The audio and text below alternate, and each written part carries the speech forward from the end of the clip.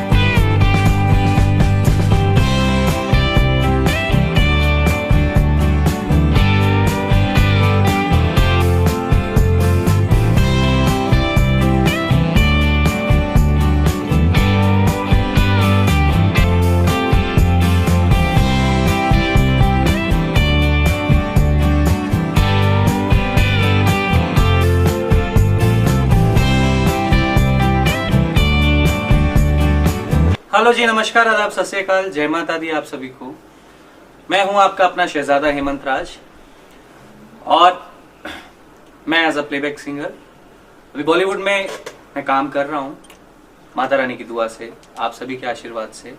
और मैं सबसे पहले थैंकफुल करता हूं हमारी जो आज की तमाम मीडिया है, जिन्होंने एक सुनहरा मौका मुझे दिया है एक्चुअली ये आने का आप सभी के बीच में। सबसे पहले मैं उनको नमन करूंगा। और अपने बारे में मैं इतना ही बताना चाहूँगा कि मेरी जो जर्नी है वो जर्नी बहुत अलग तरीके की रही है।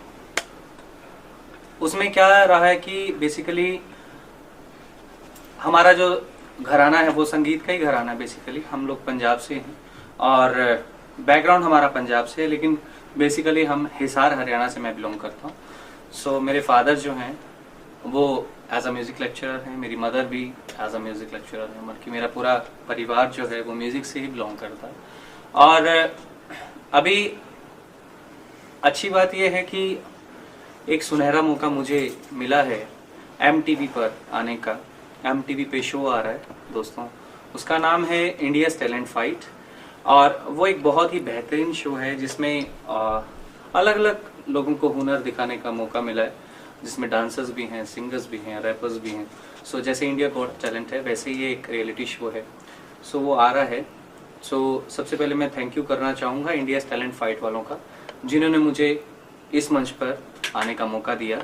और अभी जल्द ही इसकी जो अपडेट्स हैं वो टीवी पे भी आने वाली हैं और टीवी पे प्रोमो चालू हो चुका है MTV पर। और जो इसकी अपडेट्स हैं, जो इस शो की जो अपडेट्स हैं वो जल्दी आप तक पहुँच जाएंगे। जर्नी शुरुआत कैसे हुई थी? कैसे आपने कहा आपके परिवार तो सिंगर जी, शुरुआत ऐसे हुई थी कि मैं जब 4-5 साल का था तो तब से मैंने गाना शुरू किया था। हालांकि शुरुआत बहुत ही खतरनाक रही है और बहुत अच्छी रही है, संघर्ष भरी रही है, मेहनत वाली रही है। और मेरे फादर मुझे अक्सर लेके बैठा करते थे। बहुत ऐसा होता था कि 3-3 बज जाता था रात को जब हम प्रैक्टिस करते थे हारमोनियम पे। सो मैं जो भी सीखा हूँ मेरे फादर से सीखा हूँ। और मेरे गुरु उस्ताद जनाब मास्टर सलीम जी, जिन्होंने मैं पास में, हालांकि मुझे कभी मौका नहीं मिला कि मैं पास बैठ के सीख पाऊँ उनसे, बट मैं उस टाइम पे उनकी वीडियोस देख देख के मैं सीखा करता था। और जब मैं 5-6 साल का था तब से मेरे अंदर एक जुनून था कि मुझे मेरे माँ बाप का सपना पूरा करना है। और मैं तब से ही संगीत में मेरा बहुत रुझान था और वहाँ से मेरी जो जर्नी है शुरुआत हुई। तो मैं अक्सर 2-3 बजे तक मैं बैठ के रिहर्सल किया करता था। देन उसके बाद मैं स्कूल जाता था सुबह। तो वहाँ पर भी, जिस स्कूल का नाम मैं आपको बताना चाहूँगा, सेंट सोफिया करके स्कूल है, सेंट सोफिया स्कूल है हिसार में। तो वहाँ मेरी स्टडी रही है, वहाँ मैंने अपनी पढ़ाई पूरी की है। और वहाँ के एनुअल फंक्शंस, वहाँ के जो म्यूज़िक से रिलेटेड जो फंक्शंस होते हैं, भारत विकास परिषद और ग्रुप सॉन्ग्स वगैरह, उनमें मैं जो पार्टिसिपेट किया करता था। मेरी मम्मी वहाँ पर एज अ म्यूज़िक लेक्चरर थी। तो बहुत मेहनत, हालांकि यहाँ तक पहुँचने के लिए ये सारा जो श्रेय है वो मेरे माँ बाप को ही जाता है, क्योंकि अगर वो ना होते मेरे साथ तो शायद मैं यहाँ तक पहुँच भी ना पाता। और दूसरी चीज़ ये है कि लगन की जहाँ तक मैं बात करूँ तो मेरे अंदर एक वो लगन थी, एक वो ज्योति थी, जो भी मैं आज गा रहा हूँ, जैसा भी मैं आज गा रहा हूँ, आप सभी को अच्छा लगता है।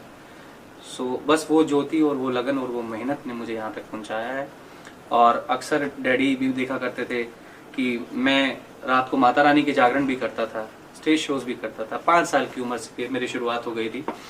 तो मैंने जब माइक पकड़ा था तो स्टार्टिंग में मेरे को बहुत अजीब सा लग रहा था कि मेरे हाथ कांप रहे थे लिटरली, कि मैं गाऊं तो गाऊं कैसे। बट वही ट्रेनिंग, वही प्रयास, कहते कोशिश करने वालों की कभी हार नहीं होती। और वही माँ बाप के थप्पड़, माँ बाप की चीज़ें, वो मेहनत उनकी, वो याद आती है। और मैं नसीब वाला हूँ, बहुत खुश नसीब हूँ कि मेरे माँ बाप उसी परिवार से हैं, म्यूज़िक परिवार से हैं। ये मुझे बहुत खुशी होती है। और बाकी मैं बस इतना ही कहना चाहूँगा कि आप भी लगन से अपना काम करें। जो भी काम, जिस भी काम में, जिस भी फील्ड में आप काम करते हैं, आप अपनी मेहनत, अपनी शिद्दत से आप काम करें। और जर्नी तो बहुत लंबी है और धीरे धीरे मैं आपके रूबरू वो चीज़ें आपको मैं बताऊंगा। उसके बाद फिर ऐसा हुआ कि जैसे मैं बड़ा होता चला गया, फिर एक सलोनी कंपनी करके दिल्ली से हैं, वहाँ पे मैंने पार्टिसिपेट किया। एक प्राइवेट कंपनी है जिसमें मुझे एक्सपीरियंस मिला स्टेज पे जाने का, लोगों तक पहुँचने का। मैंने एज अ नेशनल भी मैंने जीता अवार्ड वहाँ से। और जागरण, माता रानी के जागरण मैंने बहुत किए हैं और बाल भवन के कॉम्पिटिशन्स भी मैंने किए हैं। तो यही सब एक्सपीरियंस मेरा रहा है। उसके बाद एक बहुत बड़ी ट्रेजेडी जो मेरे साथ हुई थी, वो ट्रेजेडी ऐसी हुई थी कि शायद अगर कोई होता तो शायद स्टॉप हो जाता, बट ऊपर वाले का आशीर्वाद है। वो ट्रेजेडी ये थी कि मेरी मदर को पैरालिसिस हो गया था जब मैं 15 साल की उम्र में था। तो उनको लिटरली पैरालिसिस हो गया था, उनकी 4 बार ब्रेन अटैक हो गया था उनको। तो हमारे घर में कोई नहीं था हमारे को संभालने के लिए। मेरी छोटी सिस्टर है जिसका नाम डिम्पल है, वो भी बहुत अच्छा गाती हैं। और उस टाइम कोई भी नहीं था, उस टाइम मैं 15-14 साल का था और मेरी जो छोटी सिस्टर थी वो मेरे से 4-5 साल छोटी थी। तो सारा लोड मेरे ऊपर ही था घर का, कि घर को कैसे चलाया जाए और घर को कैसे संभाला जाए। तो वो जो सिचुएशन से मुझे एक हिम्मत मिली कि मेरी मदर को ऐसा हो गया है। मेरे माइंड में, मैं रात भर सोता नहीं था, मेरी मदर को ऐसा हो गया है, मैं कैसे ठीक करूं। तो माता रानी के पुजारी तो हम आज भी हैं और मरते दम तक रहेंगे। तो हम रात भर रोआ करते थे माता रानी की फोटो लगा के कि हे माता रानी, सब कुछ ले लेना लेकिन हमारे माँ बाप हमसे मत छीनना, क्योंकि माँ बाप से बढ़कर इस दुनिया में कोई नहीं है किसी के लिए भी, चाहे मैं हूँ चाहे कोई भी हो।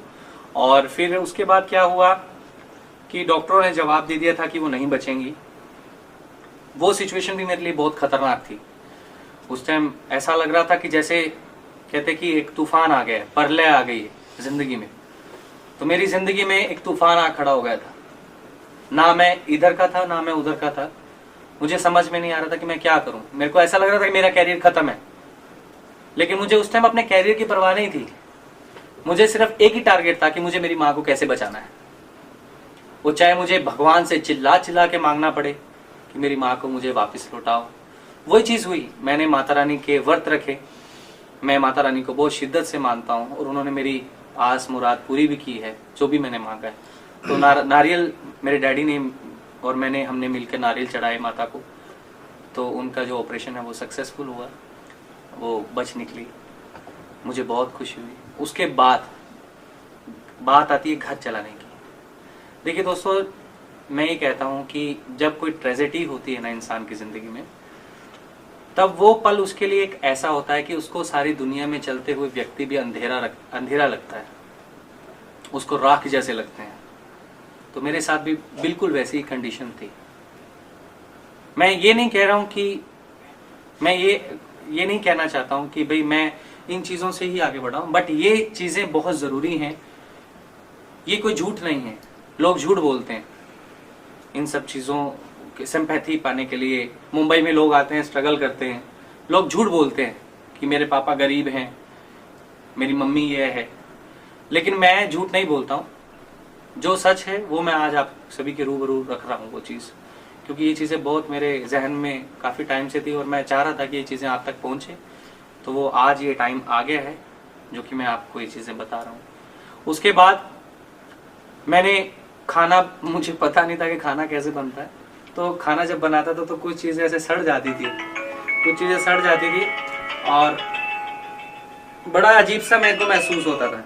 उस टाइम जब खाना बनाना पड़ता था मुझे, तो कुछ चीज़ें उसमें गलत हो जाती थी, तो मैं रोता था। मुझे याद आती थी मेरी माँ की, कि वो आती थी, मैं स्कूल से आता था बैग उठा के, तो मुझे खाना खिलाती थी। मुझे पूछती थी कि स्कूल का क्या काम हुआ, क्या है क्या नहीं, क्योंकि माँ एक ऐसी चीज़ होती है, माँ एक ऐसी हस्ती है ना, वो मैं आपको कैसे बयान करूं, मेरे पास शब्द नहीं है। माँ माँ होती है, जितना मर्जी इंसान कर ले, लेकिन जो एक औरत है उसको कितने सारे किरदार निभाने पड़ते हैं। माँ का भी, बीवी का भी, बहन का भी, बहुत सारे किरदार निभाने पड़ते हैं। और जब वो चली जाती है ना, तो मेरे हिसाब से एक अंधकार हो जाता है धरती पे। दुर्गा माँ का रूप अगर आपको देखना है तो अपनी माँ में आपको देखने को मिलेगा। महाशक्ति का रूप अगर आपको देखना है तो आपकी माँ में देखने को मिलेगा। भगवान शंकर का रूप अगर आपको देखना है तो आपके पिता में देखने को मिलेगा। सो मेरे साथ वही स्थिति थी। तो मैंने बहुत, लोग आते थे, मजाक उड़ाते थे कि देखो यार इनका तो घर डूब जाएगा। लोग आपस में बात करते थे। देखो, जब मैं अपनी माँ को चलाता था, चल नहीं पाती थी, तब मैं सड़क पे चलाता था। वो कंडीशन मेरे लिए बड़ी क्रिटिकल थी। लोग मेरे को ताना मारते थे, देखते थे ऐसे घूर घूर के, और मेरे को पूछते तेरी माँ को क्या हुआ, तेरी माँ को क्या हुआ। मैंने कहा कुछ नहीं हुआ। वहां मेरे को अंदर से ऐसा गुस्सा आता था कि मेरा मन करता था कि मैं उनको रिप्लाई ना दूं कि मेरी माँ को कुछ नहीं हुआ, मेरी माँ ठीक है, मैं हूं उसके साथ। तो जहां जहां लोगों ने सलाह भी दी, कुछ अच्छे लोग थे जिन्होंने हमारी मदद भी की, पैसे की, फाइनेंशियली मदद भी बहुत की है, क्योंकि उस टाइम ऐसी सिचुएशन थी कि हमारे पास पैसे भी नहीं थे। तो मेरे डैडी के स्कूल जहां पर काम करते हैं, सेंट कबीर स्कूल हिसार में है, वहां पर वो 15, 16, 17 साल से काम करते हैं। तो सेंट कबीर स्कूल का मैं धन्यवाद करना चाहूँगा, जिन्होंने उस सिचुएशन में बहुत हमारी हेल्प की है। सेंट सोफिया स्कूल का मैं धन्यवाद करना चाहूँगा, जो उस सिचुएशन में सही टाइम पर मेरी मदर को हॉस्पिटल में लेके गए, जहाँ उनका इलाज हो सका ढंग से, और आज वो हमारे साथ में है और आपके साथ में भी हैं। और बस वही दुआएं हैं, वही सब चीज़ें हैं। वो लेकर फिर मेरे मन में जज्बात आया। मैंने कहा यार मुझे एक दिन कुछ करना ज़रूर है, बहुत हो गया। मेरे मन में एक ऊर्जा सी आ गई, पता नहीं अलग सी एक ऊर्जा आती है, वो कभी कभी आती है।